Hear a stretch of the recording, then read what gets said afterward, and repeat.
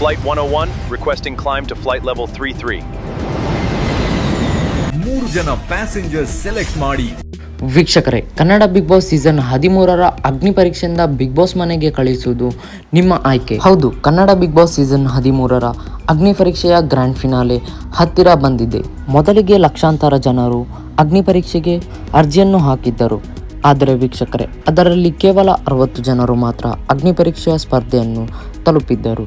ಆದರೆ ಅದರಲ್ಲೂ ಇದೀಗ ಟ್ವಿಸ್ಟ್ ಕೊಟ್ಟಿದ್ದು, ಕೇವಲ 3 ಜನ ಕಾಮನ್ ಪೀಪಲ್ ಮಾತ್ರ ಫ್ಲೈಟ್ ಏರಲಿದ್ದಾರೆ.